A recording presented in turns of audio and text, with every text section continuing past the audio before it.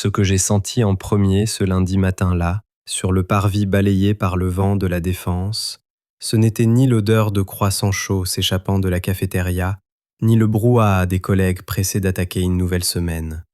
C'était la vue de 3 sacs poubelles noirs, avachis contre le mur en marbre du hall, et dont le contenu m'était bien trop familier. Ma petite fougère en peau, la terre renversée, le cadre photo de maman et moi à moitié écrasé, un enchevêtrement de câbles, et même mon mug jaune, celui que j'avais ramené de la maison, avec l'inscription « Employé du mois », peut-être pas. Il était posé de travers sur le dessus, comme une mauvaise blague. Un instant, je suis resté figé. L'air semblait s'être épaissi. Ma valise cabine, que je tirais encore après mon déplacement de la semaine passée, a heurté ma cheville. C'est sa voix qui a percé le silence. « Léa, parfait, on a un peu de ménage à faire, et ça commence par toi, dehors. » C'était Grégoire, mon manager. Son ton n'était ni colérique ni tranchant.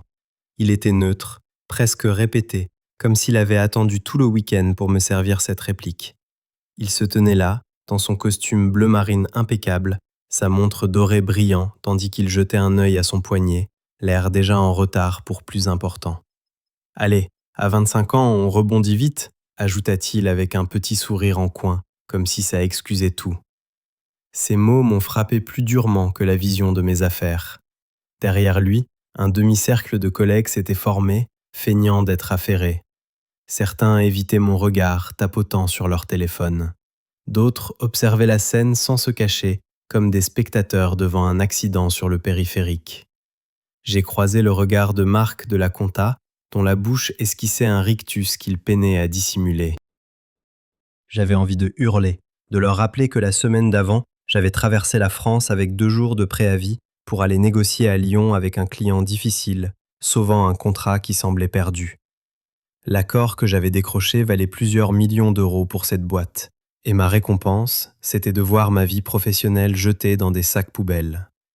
Mais au lieu de dire tout ça, je suis resté là, le son de mon propre cœur battant dans mes oreilles.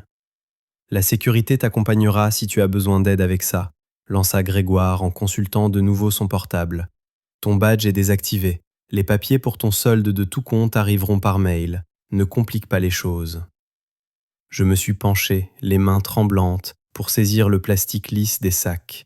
Le poids était absurde, humiliant. Personne n'a fait un pas pour m'aider, pas même Noémie, avec qui je déjeunais tous les vendredis au restaurant d'entreprise. Elle fixait le carrelage comme si sa vie en dépendait. En me redressant, j'ai surpris l'expression de Grégoire, un éclair, un coin de lèvres qui se soulève à peine, de la satisfaction. Ce n'était pas une restructuration, c'était une exécution, et il savourait. J'ai traversé le hall, les épaules brûlantes sous le poids, les roulettes de ma valise couinant sur le sol poli. Des chuchotements me suivaient. Quand mon agenda a glissé d'un des sacs, s'ouvrant en éventail sur le sol, révélant des pages de notes colorées, des rendez-vous calés pour les 3 prochains mois, je ne me suis même pas arrêté. Je l'ai laissé là, une tache d'ordre au milieu du chaos. Dehors, dans le parking en sous-sol, j'ai enfourné les sacs dans le coffre de ma Clio. Je me suis laissé tomber sur le siège conducteur, agrippant le volant si fort que mes jointures sont devenues blanches. C'est alors qu'une chose étrange s'est produite. Je n'ai pas pleuré, je n'ai pas crié. Au contraire, j'ai souri. Pas un sourire forcé, mais un sourire calme, entendu. Le genre de sourire qui précède un orage que l'autre ne voit pas venir. J'ai levé la main et fait un petit signe à travers le pare-brise, en direction des portes vitrées du hall, où je pouvais encore voir leur silhouette. Puis j'ai passé la marche arrière, et je suis parti en silence. Le soir même, attablé dans la cuisine de ma mère, je lui ai tout raconté, chaque détail, tandis qu'une tisane tilleulement fumait dans une tasse ébréchée. Elle a écouté, les lèvres pincées, avec le son de France Inter en fond sonore. « Quelque chose ne tourne pas rond », dit-elle enfin d'une voix posée. « Tu viens de signer un contrat majeur, pourquoi te virer juste après ?» La question m'a tenu éveillé. Pourquoi maintenant ? Pourquoi si brutalement ? Une semaine plus tard, j'avais ma réponse. Mon téléphone s'est mis à vibrer sur la table. Un message, puis 10, puis 30. À midi, j'en avais reçu plus d'une centaine. Léa, t'es où? Rappelle-moi, urgence absolue. On a besoin de tes notes sur le dossier Janssen, c'est la panique. Le même manager qui avait souri de mon humiliation me harcelait de messages, visiblement désespéré. Je regardais l'écran, les lèvres retrouvant ce même sourire tranquille. La première fois que j'ai lu ces messages en détail, il était tard. La lueur du téléphone était la seule lumière dans la cuisine. Je les faisais défiler. Léa, réponds, je t'en prie. Où sont tes notes sur le dossier Janssen? Rappel, c'est une catastrophe. La panique dans ces mots était presque comique. Ma mère, assise en face de moi avec sa boîte à couture, a remarqué mon expression. Qu'est-ce qui se passe? Je lui ai tendu le téléphone. Elle a ajusté ses lunettes, lu quelques textos et a soupiré. Ah, maintenant il se souvient de ce que tu vaux? Un grand classique. Le lendemain, j'ai ouvert mon ordinateur. Au lieu de chercher des offres sur l'APEC, mes doigts ont commencé à taper autre chose. Liste des contacts clients. De mémoire, j'ai tout noté. Nom, numéro direct, préférences, anecdotes. Des informations que j'avais dans la tête, pas sur les serveurs de l'entreprise. Des informations que Grégoire ne pouvait ni effacer ni mettre dans un sac poubelle. Quand je me suis arrêté, j'avais 4 pages pleines. La prise de conscience a été comme une armure. Grégoire n'avait pas viré une employée. Il avait jeté la seule personne qui comprenait les clients, qui faisait vivre son service. À midi, mon téléphone a encore sonné, numéro masqué. J'ai failli ignorer, mais une intuition m'a dit de répondre. Allô, Léa Carson, c'est David Moreau. Mon souffle s'est coupé. Moreau, le PDG de Moreau et compagnie, que j'avais rencontré à Lyon 10 jours plus tôt. Le contrat à plusieurs millions. Oui, monsieur Moreau, ai-je répondu, la voix plus stable que je ne l'étais. J'essaie de vous joindre via votre bureau.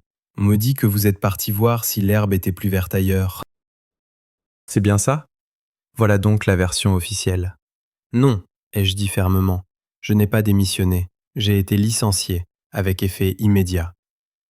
Un silence s'est étiré, puis Moreau a expiré bruyamment. Ça n'a aucun sens. J'ai spécifiquement dit à Grégoire que nous voulions que vous soyez notre contact principal. Vous connaissez nos opérations. C'est vous qui avez conçu la solution. Pourquoi est-ce qu'il... Il n'a pas fini sa phrase, la frustration palpable. Léa, dit-il enfin, son ton changeant. Seriez-vous disponible pour déjeuner demain? Je crois que nous devons parler. Quand j'ai raccroché, mes mains tremblaient. Moreau m'appelait moi, pas la boîte, pas Grégoire, moi. Cette nuit-là, les pièces du puzzle se sont assemblées. Grégoire voulait s'approprier ma victoire.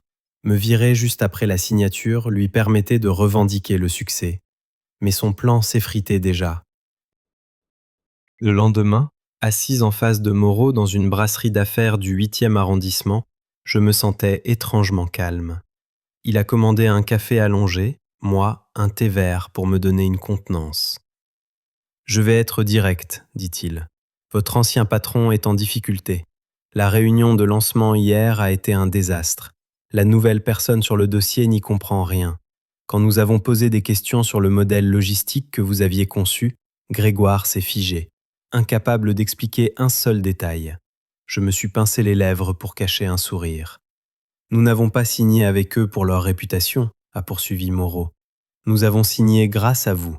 Et franchement, nous envisageons de rompre le contrat. Ses yeux se sont ancrés dans les miens. À moins que... À moins que quoi? Ai-je demandé à voix basse.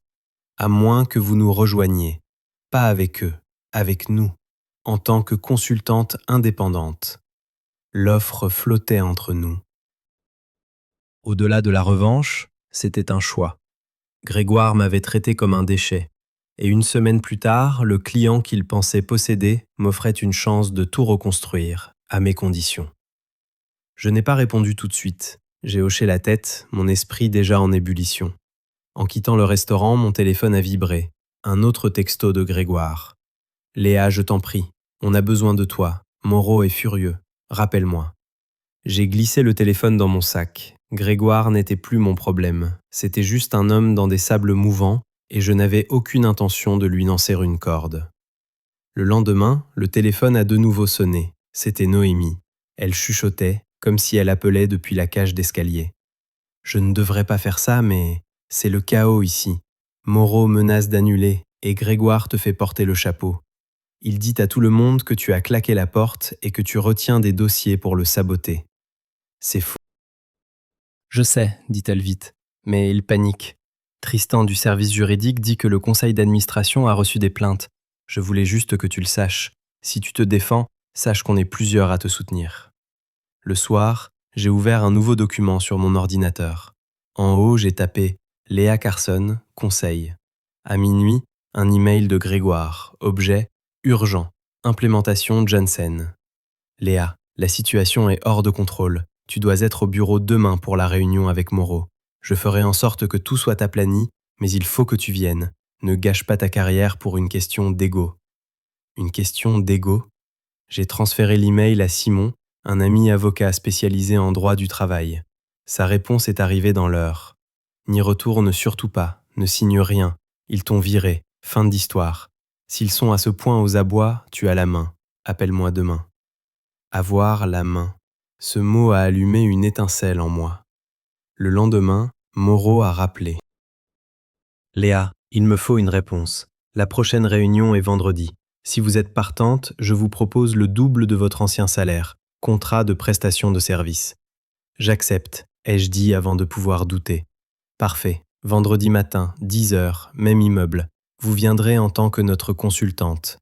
L'ironie était parfaite. Ce vendredi-là, j'ai choisi un tailleur pantalon gris anthracite. Des lignes nettes qui me donnaient de l'assurance. En entrant dans le hall, l'agent de sécurité m'a reconnu. La semaine dernière, il avait évité mon regard. Aujourd'hui, il s'est raclé la gorge. « Bonjour madame, je peux vous aider ?»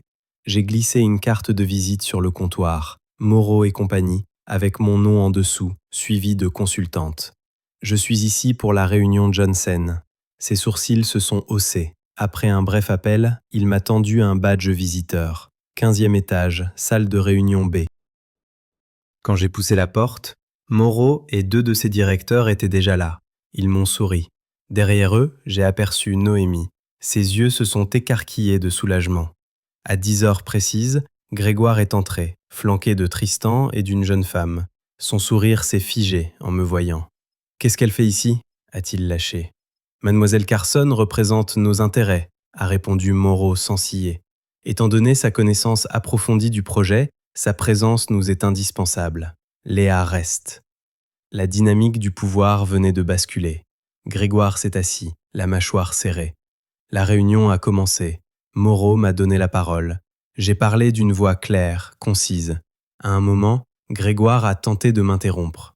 En fait, je pense que ce que Léa veut dire, non, l'ai-je coupé en le regardant droit dans les yeux. Je veux dire exactement ce que j'ai dit. Un silence glacial s'est installé. Pendant la pause, Grégoire m'a acculé près de la fenêtre, la voix basse et venimeuse. « Joli coup, tu n'as plus rien à faire ici. Ma place est là où mes clients ont besoin de moi, et en ce moment, c'est ici. »« Tu me sabotes, a-t-il craché. « Non, Grégoire, tu t'es saboté tout seul. » Ce soir-là, Noémie m'a donné un dossier, des impressions d'email. Tout y était. Un email de Grégoire datant de la veille de mon licenciement. Avec le départ de L. Carson, je pourrais assurer la continuité et toucher la prime de transition. Il avait tout orchestré. J'ai tout envoyé à Simon. 2 jours plus tard, l'entreprise a convoqué une réunion. Le CA, la DRH, le service juridique, Moreau, moi et Grégoire. Une femme du conseil d'administration aux cheveux gris acier a mené les débats. J'ai exposé les faits, calmement. Quand j'ai eu fini, elle a fait glisser une impression sur la table, l'email sur la prime. « Monsieur » a-t-elle demandé, « s'agissait-il des coupes budgétaires ou de votre bonus ?» Silence de plomb. Étant donné ces nouvelles informations, a enchaîné la DRH, nous plaçons Monsieur Grégoire en mise à pied conservatoire. Il n'a rien dit. Plus de petits sourires, plus de montres rutilantes. La femme du CA s'est tournée vers moi. « Mademoiselle Carson, l'entreprise souhaiterait vous confier une mission de consultante de 90 jours pour stabiliser le projet. » J'ai jeté un œil à Moreau. Il a discrètement hoché la tête. « J'accepte. » J'ai appris plus tard que Grégoire avait démissionné avant la fin de l'enquête. Pas de spectacle, juste un fauteuil vide. Les semaines suivantes ont été intenses. J'envoyais mes factures à la fin de chaque semaine. Le papier à en-tête de ma propre société me paraissait de moins en moins étrange et de plus en plus comme un avenir. Un vendredi, après notre dernière réunion, Moreau m'a raccompagné jusqu'au hall. Vous savez, je dis souvent que les gens les plus efficaces ne sont pas des magiciens, ils sont simplement préparés. Et c'est plus rare qu'on ne le pense. Dehors, un coursier m'attendait avec un petit carton. À l'intérieur, mon mug jaune et la photo de ma mère et moi dans un cadre neuf. Pas de mots, juste la restitution silencieuse de ce qui n'aurait jamais dû être jeté. Ce soir-là, dans la cuisine de ma mère, nous avons rempoté une bouture de sa plante grasse dans un nouveau pot, la terre sous nos ongles. Ce ne sont pas des représailles, ça, dit-elle en tassant doucement la terre. Ce sont des racines. J'ai souri et posé le pot sur le rebord de la fenêtre. La plante semblait petite mais stable. Elle allait grandir. Les 100 messages de Grégoire sont toujours dans mon téléphone, archivés. La preuve d'une semaine où tout ce qu'il pensait contrôler lui a échappé. Une semaine après qu'on m'a dit que je rebondirais vite, je m'étais relevé. Pas en revenant à la case départ, mais en trouvant un nouvel équilibre, le mien.